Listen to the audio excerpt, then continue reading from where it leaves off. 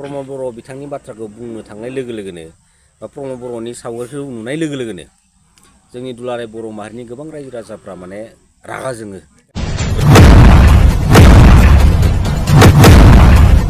दिनै बिथाङा बिटिसिनि सासे सीएम जानानै जेराव एनडिएफबिनि थाखायसो बिथाङा बिटिसिनि सीएम जानो सुबिदा मोन्दोंमोन।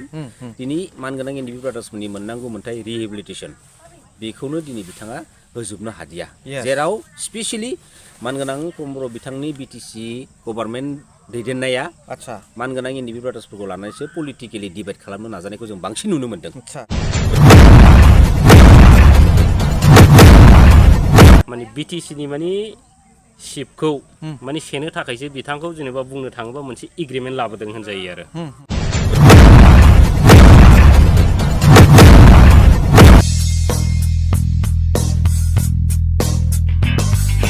दिनै बे भिडिअनि गेजेरजों आङो नैबे ब्रादार्समोन इउटुबारफोरनाव माखासे प्रमद बर'नि सोमोन्दै प्रश्न सोंगोन।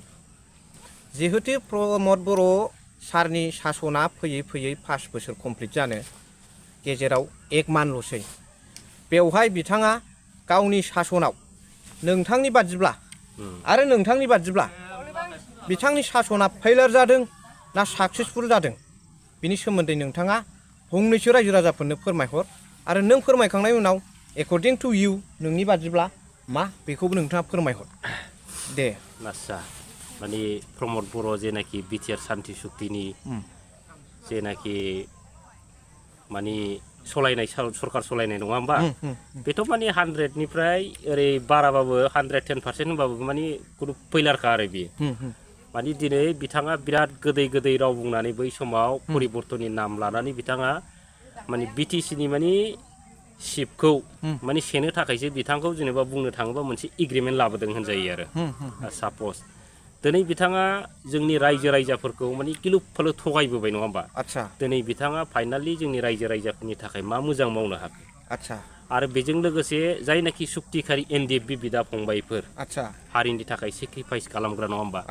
दिनै बै बिथांमोननि फारसे बिथांमोनहा दिनै मा सिन्था खालामखो।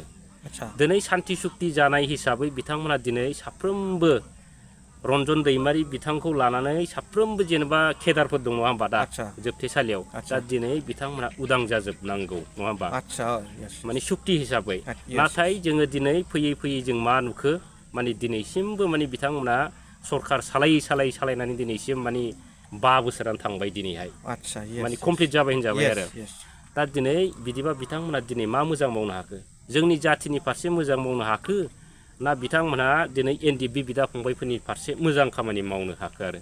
दा जोङो बेखौनो नुयो माने दिनै प्रमद बर' बिथांनि जेनाखि सरकार बे माने फैलार सरकार आरो रायजो राजाफोरनो बिथांमोनहा जेसेबांनाखि गिदिर गिदिर माने कमिटमेन्ट होदोंमोन नङा होमबा माने समायखिरा दिनै बे समायखिराखौ बिथाङा दिनै मोनसेबो मावफुंनो हायाखै। जायनि थाखाय दिनैहाय जोंनि साफ्रोमबो बर' रायजो राजाफ्रा सिन्था खालामनानै नैबे परिबर्तन जेनाखि प्रमद बर'नि सरकार बे सरकारखौ दिनै रायजो राजाफ्रा संखिदों आरो।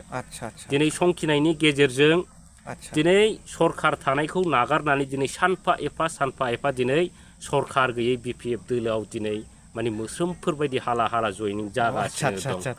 बिदिबा फैगोन समाव नायदो नोंथांमोनानो साप'ज फैगोन समाव नांगोन 2025आव बिदिबा सरकारा सोरनि फैगोन माने जोंबो हमनो हायो आरो। निश्चय हाग्रामा महिलारि सारनि सरकार।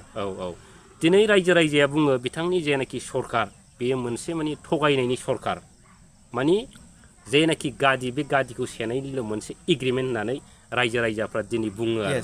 दा परिबर्तन दिनैनि दिनाव खालि बर्तन आरो जेबो गैया माने बे बिटिआर सान्ति सुक्तियाव जेबो गैया माने 0 माने मोनसेथ' 0 दं खुनु खोथा गैया आरो अनजिमा गैया 0 बास। नोंथाङा बेनि सोमोन्दै दाथ' जोंनाव प्रमद बर' बिथांनि बाथ्राखौ बुंनो थांनाय लोगो लोगोनो बा प्रमद बर'नि सावगारिखौ नुनाय लोगो लोगोनो जोंनि दुलाराय बर' माहारिनि गोबां रायजो राजाफ्रा माने रागा जोङो जोबोद दुखुबो मोनो।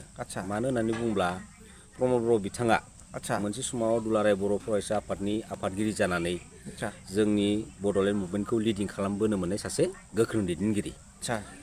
दा बिथाङा जाय समाव बड'लेण्ड मुभमेन्टखौ लिडिं खालामदोंमोन बै समाव बिथाङा दुलाराय बर' माहारिनि बर' फिसाफोरखौनो माने जोबोद माने थगायबोदों आरो माबायदि थगायबोदों दिनै बुहुमनि साफ्रोम बर' फिसाफ्रा मिथिगौ आदसा आरो दिनै फैयै फैयै मानगोनां एनडिबि ब्रादार्समोननि बिटिआर रेकर्डनि गेजेरजों दिनै प्रमद बर' बिथाङा बिटिसिनि सिएम जानो थाखाय सुजुग आरो सुबिदा मोन्दों दिनै बिथाङा बिटिसिनि सासे सिएम जानानै जेराव एनडिबिनि थाखायसो बिथाङा बिटिसिनि सिएम जानो सुबिदा मोन्दोंमोन दिनै मानगोनां एनडिबि ब्रादार्समोननि मोननांगौ मोन्थाय रिहेबिलिटेसन बेखौनो दिनै बिथाङा होजोबनो हादिया जेराव स्पेसियेलि मानगोनां प्रमद बर' बिथांनि बिटिसि गभर्नमेन्ट दैदेननाया आदसा मानगोनां एनडिबि ब्रादार्सफोरखौ लानानैसो पलिटिकेलि डिभाइड खालामनो नाजानायखौ जों बांसिन नुनो मोन्दों आदसा आदसा दिनैनि बे स्टेजाव स्पेसियेलि मानगोनां प्रमद बर' बिथांनि बिटिसि गभर्नमेन्ट दैदेननायनि समाव जोङो बेफोरबायदि नुथायखौ नुनो मोनामोन जेराव मानगोनां एनडिबि ब्रादार्सनि फेमिलिनिफ्राय ससियेल मिडियानि हेफाजाब लानानै निउस मिडिया पर्टेलनि हेफाजाब लानानै गावसोरनि मोननांगौ मोन्थायखौ लानानै